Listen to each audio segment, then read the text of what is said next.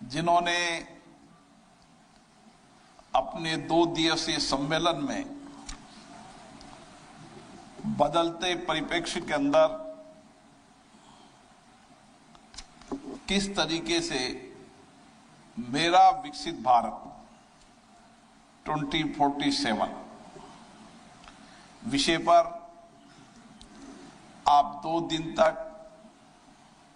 चर्चा करेंगे, मंथन करेंगे, अपने अपने विचारों और दृष्टिकोणों को रखेंगे और एक रोड मैप तैयार करेंगे कि हमारी संस्था का क्या योगदान हो सकता है कि माननीय प्रधानमंत्री जी का संकल्प मिशन को पूरा करने में हम भी महत्वपूर्ण भूमिका निभाएं। इस कार्यक्रम में आज हमारे बीच में लोकसभा के वरिष्ठ सदस्य जो कई बार जिनको मंत्री पद का लंबा अनुभव है, 7 बार के मेंबर ऑफ पार्लियामेंट हैं, अनुसूचित जनजाति क्षेत्र के कल्याण की कमेटी के भी चेयरमैन हैं, श्री पुगन सिंह जी कुलस्ते, हमारी नई दिल्ली की लोकसभा सांसद जो तेजस्वी है, जो अपने विचारों के साथ, अपने संकल्प के साथ परिवार की दृष्टि से भी जो कुछ उन्होंने जीवन में सीखा है, अनुभव प्राप्त किया है, उसमें अपने विचारों को संसद में बखूबी तरीके से रखती है।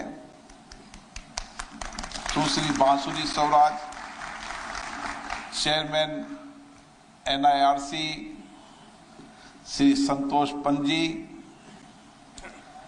मित्तल साहब, राकेश यादव जी, जीवन चंद जी, मनोज कुमार आनंद जी, नवनीत कुमार जैन जी, RS भाटी जी और इस संस्था से जुड़े हुए सभी वरिष्ठ सदस्यगण, नौजवान विद्यार्थी साथियों, ये संस्थान एक ऐसी संस्थान है जिसने भारत के अंदर वित्तीय पारदर्शिता के साथ किस तरीके से हम लागत कम कर कर हमारे उत्पादन को बढ़ा सकते हैं, उसका बेहतर मैनेजमेंट करने का काम ये संस्था के सदस्य करते हैं। और इस संस्था के सदस्यों के अनुभवों का लाभ देश की आर्थिक प्रगति के अंदर, संस्थान की पारदर्शिता के अंदर और संस्थान की लागत कम कर कर उत्पादन बढ़ाकर देश के आर्थिक जीवन में परिवर्तन करने का काम, बहुत बड़ा काम किया है। और इसीलिए आपकी सामर्थ्य का, आपकी क्षमता का, आपके मैनेजमेंट का, आपका विजन का बहुत बड़ा लाभ देश को मिल रहा है। और जिस तरीके की आपकी भूमिका है, निश्चित रूप से आपकी भूमिका से आने वाले समय के अंदर भारत में आर्थिक निवेश बढ़ेगा, दुनिया के अंदर आज भारत का सामर्थ्य बढ़ा है, भारत की ताकत बढ़ी है, लेकिन उसके साथ साथ भारत के कानून, भारत की वित्तीय पारदर्शिता, भारत के वित्तीय कानून में स्थिरता के साथ बदलते परिप्रेक्ष्य के अंदर आवश्यक परिवर्तन करते हुए किस तरीके से सहज सरल बना सकते हैं ताकि वित्तीय कानूनों में पारदर्शिता भी हो और सरलता भी हो, ताकि हम देश के अंदर आर्थिक निवेश को बढ़ा सकें। और इसीलिए आप देख रहे होंगे कि पहली बार, जहां अभी बासुरी जी ने बताया कि हमने अंग्रेजों के कानूनों को परिवर्तन करने का काम किया, अब भारत सरकार ने एक विजन दिया है कि हम कॉलोनाइजर कानूनों को परिवर्तन करते हुए भारतीय परिप्रेक्ष्य के अंदर भारतीय आर्थिक के आधार पर हम कानूनों को बदलने का काम भी करें और जो कानून आवश्यक नहीं उनको रिपेल करने का भी काम करें। और उसी के साथ आप देख रहे होंगे कि जीएसटी लाया गया और जीएसटी के अंदर जो जो भी आवश्यक सुधार जो समय की परिस्थितियों के अनुसार आवश्यक हैं, उन जीएसटी के अंदर परिवर्तन करने का काम भी सरकार कर रही है। और आने वाले समय के अंदर जीएसटी कानून के अंदर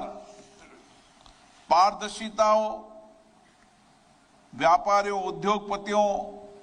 काम करने वालों को सुविधा हो, इस दृष्टि से भी समय समय पर आवश्यक विचार विमर्श करते हुए नए कानून लाने का काम सरकार कर रही है। और दूसरी तरफ आईटी एक्ट, वर्षों के आईटी एक्ट के अंदर जो जटिलता थी, कठिनाइयां थी, उस जटिलता कठिनाइयों को कैसे ठीक किया जाए, उसके लिए संसद में एक समिति बनी है। जो संसदीय समिति देश के सभी स्टेट होल्डरों से चर्चा कर कर, विचार विमर्श कर कर हम किस तरीके का आईटी एक्ट बनाए, जिस आईटी एक्ट के अंदर सरलता भी हो, सुविधा भी हो, पारदर्शिता भी हो, और जो टैक्स देने वाले लोग हैं, जो इस देश के अंदर भारत की प्रगति में उनका योगदान है, उनको पारदर्शिता भी मिले। मुझे अभी आप लोगों ने चर्चा की है, निश्चित रूप से एक बड़े स्टेट होल्डर हो आप लागत मूल्यांकन के साथ, वित्तीय पारदर्शिता के साथ एक बेहतर तरीके से काम करते हैं। निश्चित रूप से समिति आपको भी सुनेगी और आपके सुझाव को भी प्राप्त करेगी।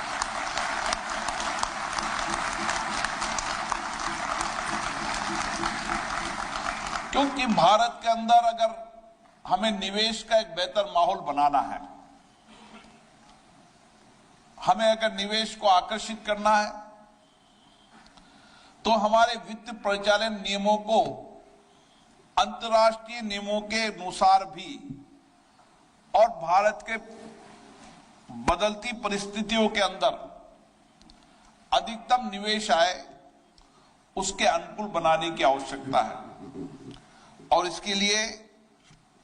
कंपनियों कानूनों के अंदर भी परिवर्तन किया है, लेबर लॉ कानून के अंदर भी परिवर्तन किया है। देश जहां जहां भी आवश्यकता समझ रही है, सरकार उस कानूनों को परिवर्तन करने का काम कर रही है। और आज हमें खुशी है कि दुनिया के अंदर भारत अवसरों की धरती है, जहां पर निवेश की संभावना है। और दुनिया के देश आज भारत में निवेश करने की ओर आकर्षित हुए हैं, क्योंकि एक स्थायित्व राजनीति व्यवस्था, देश में डेमोक्रेसी है और डेमोक्रेसी के साथ एक स्थायी मजबूत सरकार है और उसके नेतृत्व करने वाले एक विजनरी लीडर है, जिन्होंने राज्य के मुख्यमंत्री के रूप में काम किया, देश के प्रधानमंत्री के रूप में भी काम कर रहे हैं। उनके विजनरी नेतृत्व के अंदर देश कैसे आगे बढ़ सकता है, 10 साल उन्होंने भारत को एक निवेश के साथ साथ समाज के सामाजिक आर्थिक परिवर्तन करने के अंदर एक देश को दिशा देने का काम किया है। और आज हम ये कह सकते हैं कि दुनिया के अंदर भारत जहां तेजी से बढ़ती हुई आर्थिक व्यवस्था है, उसी के साथ देश के सामाजिक समाज के अंतिम व्यक्ति के जीवन के परिवर्तन करने के लिए भी नीतियों कार्यक्रमों की इसी तरीके की योजना बनाई जाती। आज भारत के अंदर हम समाज के अंतिम व्यक्ति के जीवन को कैसे परिवर्तन कर सकते हैं। एक ऐसी व्यवस्था हो जिस व्यवस्था के अंदर लोगों को रोजगार मिले, नए रोजगार का सृजन हो और एक स्किल्ड कुशलता और कौशलता भारत के नौजवानों में हो। आज हमें खुशी है कि दुनिया के अंदर भारत का नौजवान कौशल भी है, कुशलता भी है, लेकिन बदलते परिप्रेक्ष्य के अंदर आज दुनिया के अंदर भारत के नौजवानों की सबसे बड़ी आवश्यकता है। चाहे तकनीकी का क्षेत्र हो, चाहे विज्ञान का क्षेत्र हो, चाहे प्रोफेशनल का हो। आज आप देखिए, चाहे चार्टर्ड अकाउंटेंट हो, चाहे आपके संस्थान के लोग हो, देश में कई बड़ी कंपनियों के सीईओ और फाइनेंस के डायरेक्टर के रूप में काम कर रहे हैं, लेकिन दुनिया के अंदर जिस जिस कंपनियों में आपके संस्थान के लोग सीईओ या फाइनेंस के डायरेक्टर हैं, उस कंपनी को कॉस्ट कम कर ज्यादा प्रॉफिट करने का काम आपने किया। ये हमारे भारत के वित्तीय संस्थानों की ताकत है और इसीलिए भारत के वित्तीय संस्थानों की विशेषता, प्रामाणिकता पूरे देश के अंदर है। मैं आपको बधाई देना चाहता हूं कि आपने 2 दिन की सेमिनार के अंदर इस विषय पर जब आपकी चर्चा होगी तो हम कह सकते हैं कि किस तरीके से भारत के अंदर हर क्षेत्र के अंदर नया परिवर्तन हो रहा है। चाहे इंफ्रास्ट्रक्चर का क्षेत्र हो, चाहे रोड कनेक्टिविटी हो। आज भारत के अंदर रोड कनेक्टिविटी के अंदर हम कह सकते हैं दुनिया के अंदर रोड कनेक्टिविटी की बढ़ने की रफ्तार सबसे ज्यादा तेज है तो भारत के अंदर है। दुनिया के अंदर रेल कनेक्टिविटी और रेल इंफ्रास्ट्रक्चर में अगर सबसे बड़ा काम हो रहा है तो दुनिया में भारत में हो रहा है। एयर कनेक्टिविटी के अंदर नए एयरपोर्ट बनने का काम, बेहतर तरीके के एयरपोर्ट बनने का काम और हवाई सेवाओं को किफायत बनाते हुए उसको आम व्यक्ति तक पहुंचाने का काम हो रहा है तो भारत में हो रहा है। इंफ्रास्ट्रक्चर का कोई सेक्टर नहीं जिस सेक्टर के अंदर नए परिवर्तन नहीं हो रहे हो और इसलिए एक छत के नीचे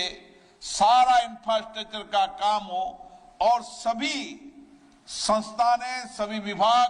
मिलकर काम करें। इसलिए गति शक्ति संस्थान बनाने का काम किया है ताकि एक सेक्टर के अंदर एक छत के नीचे काम होगा तो रोड कनेक्टिविटी, एयर कनेक्टिविटी और रेल कनेक्टिविटी के साथ इंफ्रास्ट्रक्चर की गांव दूर दराज के लोगों को सुविधा मिले।